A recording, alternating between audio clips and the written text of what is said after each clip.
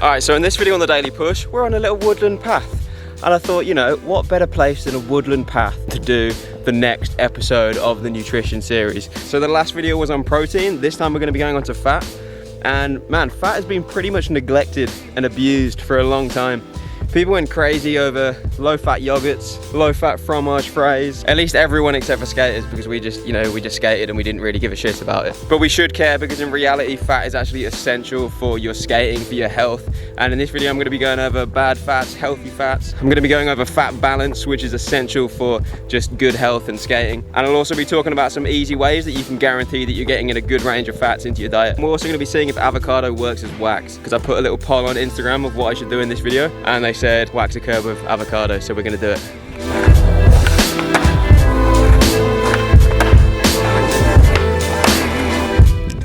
So when most people think of fat, they usually think of it as a bad thing. That's why everyone was obsessing about those low-fat yogurts, you know, because people just think that it just causes your body to expand. And although it definitely does do that, it's also got a load more absolutely essential roles as well. So for example, the largest energy store in your body is actually fat, so you've got enough energy and fat to keep you going for like multiple marathons without stopping. It's also a fundamental building block for all of the cells in your body and your brain as well. So when people say you are what you eat, that's especially true for fat, because depending on the type of fat that you're eating the most, the cells in your body are either going to be more fluid or more rigid, which is then going to affect how they function and then how you function and how you feel as well. It also helps you absorb certain vitamins as well. So if you're not getting enough fat in your diet, you're also going to run the risk of being deficient in different vitamins. It's also involved in a load of other things as well, but if you want to learn more about like all of the things that I'm going to be going over in this video, I'm going to be putting up an article alongside this video as well, so there'll be a link for that in the bio.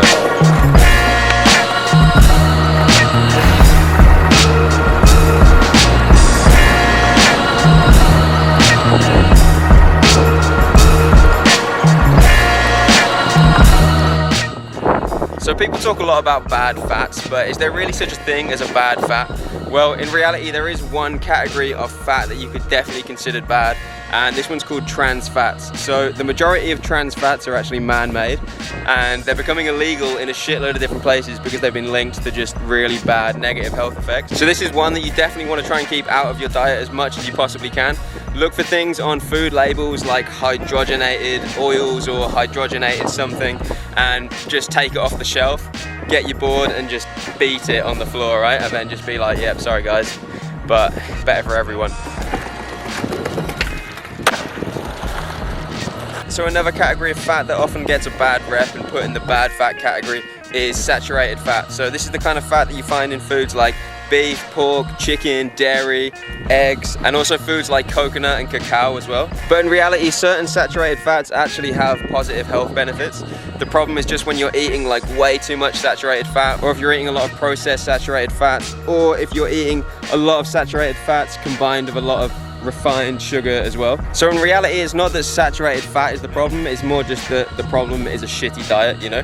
So the classic Western diet is super high in saturated fat. He fell down the hill. But the classic Western diet is super high in saturated fat, not only because it's full of a lot of those meat and dairy products, but also because it's full of a lot of processed foods as well, which are usually made of cheap, shitty oils, which are full of saturated fat as well. So things like canola oil, palm oil, soybean oil. So trying to avoid eating a lot of these cheap, shitty oils is definitely the good way to go. And that's also going to result in you reducing the amount of omega-6 that you're eating too, which is something that we're going to get to soon. Alright, so the answer isn't to eat just no saturated fat at all. The key is to balance it with another group of fats called unsaturated fats. So these are the kind of fats that people usually think of when they think of like healthy fats. And they're things like avocado, nuts, seeds, fatty fish as well, and extra virgin olive oil. So although these are healthy, the key, like I said, isn't just like focusing on a few of these different foods. It's about balancing and getting a variety of all the different types of fats. Alright, so the time has come to put the avocado wax to the test. I wanted to do it at this spot. Alright, so I actually came to this famous ledge to try and wax it with the avocado, but it's like so waxed up and slippy anyway that like any avocado is not really going to do anything. So I'm going to get a trick here and then we're going to go to another spot.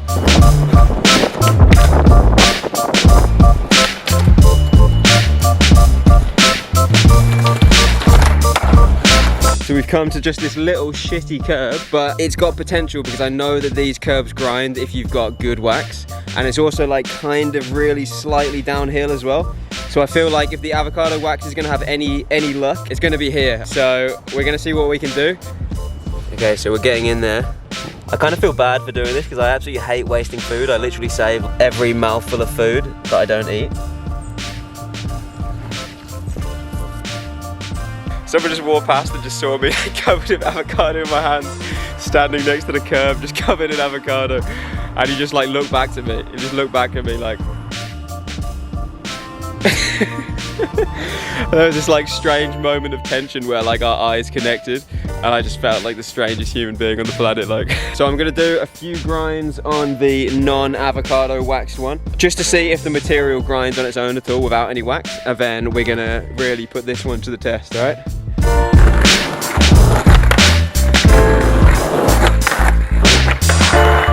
So the no wax test group definitely doesn't work on 50s. It's definitely sticky on 50s.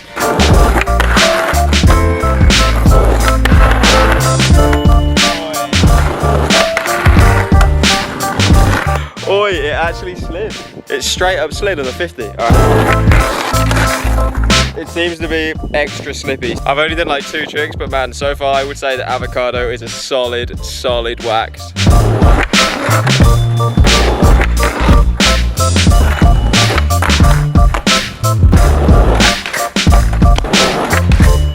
Alright, so strangely enough, it only seems to work on grinds and it doesn't actually seem to work on slides. Keep that in mind if you're out in the streets and you need to do some kind of slide trick and you've only got avocado. You might have to mix up your line, think of a different trick you can do that's got some kind of grind in there instead.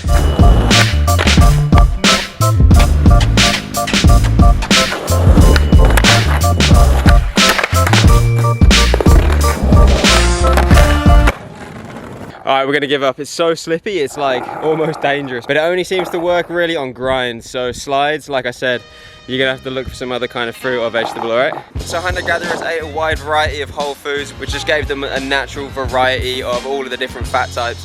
And that also balanced out something called their omega-3 to 6 ratio, which all of us have. And if you're like, I didn't even know, how did omega-3 to 6 ratio? Well, now you know, right? And I'm gonna tell you how to fix it. So omega-3 and 6 are just 2 different types of fats, and the ratio is just how much of one you're eating in comparison to the other one. Omega-3 is more involved in things like reducing inflammation, increasing blood flow, supporting the immune system, and even decreasing pain, whereas omega-6 is more involved in increasing inflammation, reducing blood flow, amongst other things as well. And although those last things might sound bad, they're actually essential for just wound healing and recovering from your sessions, amongst other things.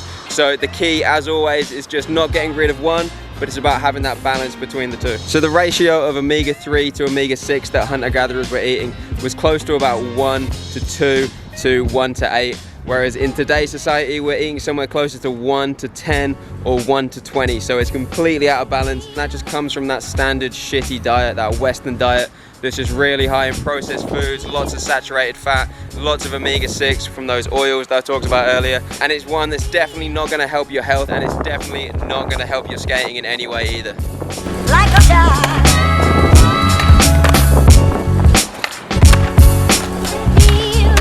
So I covered a lot of stuff in this video, and you're probably feeling a little bit confused right now, thinking that there's gonna be some super high-tech solution where you're gonna have to balance all your fats perfectly and get the perfect omega-3 to 6 ratio. But no, don't worry, because the solution is super simple. And as usual with like health and nutrition related stuff, we pretty much just gotta look back to the ancestors and see what they were doing. So like I said, hunter-gatherers, they were getting all the fats they needed by just eating a variety of whole foods. And that's exactly what's gonna work for the majority of people as well. So just trying to eat a wide variety of whole foods and minimally processed foods, and avoiding as much refined and processed foods as you can, is gonna give you all of the fats you need in the right balance and the right ratio. And when it comes down to how much fat you should eat per meal, with the protein video, the portion size was the palm size portion, but for fats, it's thumb size. So for each meal, you wanna try and get about 1 to 2 thumb-sized portions of fat into your meals. So maybe that'll be like a little bit of avocado for lunch, maybe some nuts in your breakfast, for example. The only thing that you might need to make a little bit of extra effort for is omega-3. So there are 2 types of omega-3